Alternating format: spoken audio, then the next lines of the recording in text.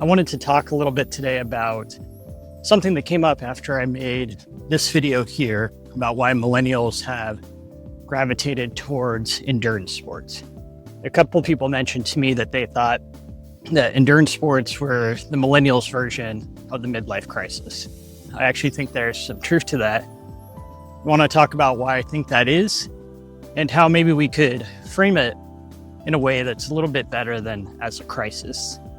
When you think of the midlife crisis, it coincides with this American dream idea. Go to college, get a good job, buy a house, have 2.5 kids. Then at some point you feel youth slipping from your grasp. So you go out and you buy a sports car that demonstrates your status to the world and that you're still young, you like to go fast. So let's just get the obvious out of the way as to why millennials aren't going out and buying sports cars. No one can afford to. I believe the base model cost for a Corvette nowadays is $70,000. If you want any bells and whistles, or if you want the ZR1, which I see all over the place, you're looking at well over $100,000. Let me assure you, no one in my generation is dropping $100,000 plus on a brand new Corvette ZR1. And as expensive as bikes have gotten, they look pretty darn cheap next to a new sports car. And bikes give you something similar. If you're looking for that feeling of being young and going fast, well, a bike's a more affordable way to do that. And I think that goes for running too. For me, trail running specifically lets me feel like I'm moving and I'm going on an adventure and I'm, out in the world, off social media, off my phone. It makes you feel like a kid again. And so much of adult life is trying to recapture that feeling of being a kid. And I think swimming, running, biking, climbing, hiking, all of that can make you feel like a kid again. And to me, it allows you to hang on to your youth in the best way. Because with that feeling comes all these health benefits as well. The more you do it, the healthier you get. And if you really want to retain your youth, it's not going to be behind the wheel of a Corvette.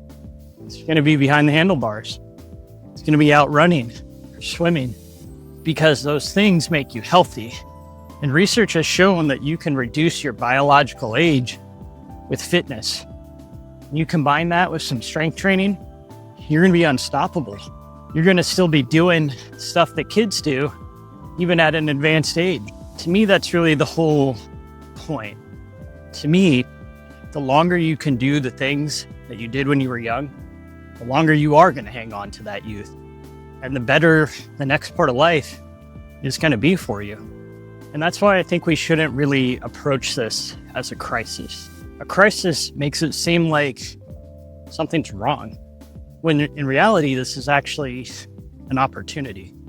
I read this book recently called A Gift from the Sea by Morrow Lindbergh.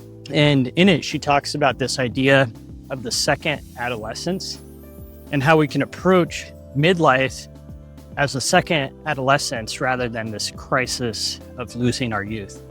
I think part of the crisis stereotype is that you also feel like you haven't done enough with your life.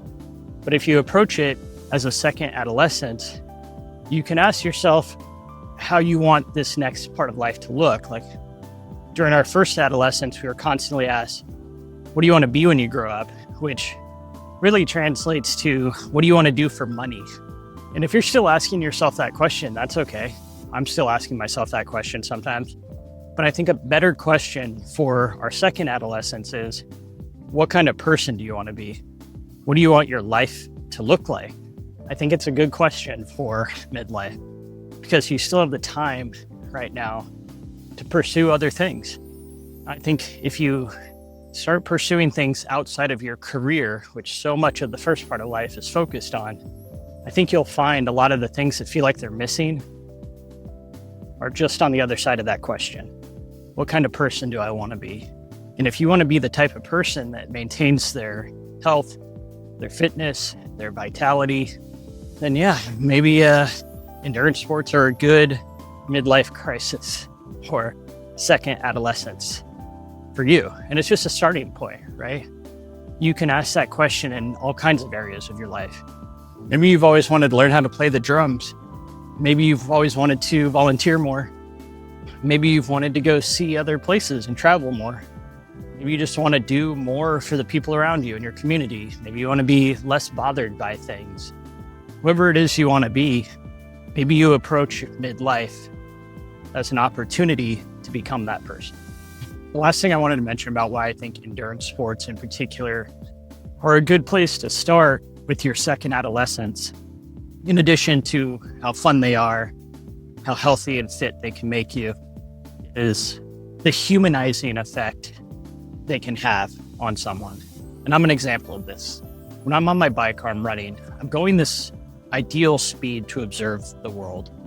It's just fast enough that I can see a lot, but I can also see so much more than when I'm driving. When you're driving, you speed through everything so fast that you miss a lot. I was on a run the other day, and there was an older man sitting on this bridge that I was about to cross. And I smiled and I said good morning to him. And he's like, "Hey, wait, come here real quick." So I walk over to him. He's like, "Look." And down in the river that goes under the bridge, there was salmon swimming upstream, tons of them. And I just took a break, sat there next to the guy. We didn't really say much to each other. We just watched the salmon. Eventually I got up and I said, "Thanks for pointing that out." And I kept running. And I thought, if I was in my car, I might not have even known the river was below me as I crossed that bridge. I definitely wouldn't have seen the salmon, and I wouldn't have met this other person who decided to share that experience with me. And I've had countless experiences like that, running or biking or hiking, because it takes you out of these dehumanized areas where we find ourselves, whether it's in the car or in the office or on the internet, and it places you squarely in the real world. So I think doing anything, it doesn't have to be endurance sports, anything that just puts you into the real world is a great place to start for your second adolescence. And I know for me, my second adolescence, the type of person I want to be is someone who's more involved in the community, who helps people, who takes the time to talk to others, observe the nature and the world around them, and really be present in it. And that gets me excited about the second part of life, that I can focus a little bit more on those things. So that's it for today's episode. If any of that resonated with you, let me know in the comments. And just know that if you're feeling like you're in a crisis right now, it's okay. Like, it's completely normal to feel that way. And all the things that go on in the world these days, it's hard not to feel that way. But I think a little bit of reframing can help. I think asking yourself that question of who you want to be can help. I think getting away from dehumanizing spaces, getting into more humanizing spaces, the real world, I really think that can help too.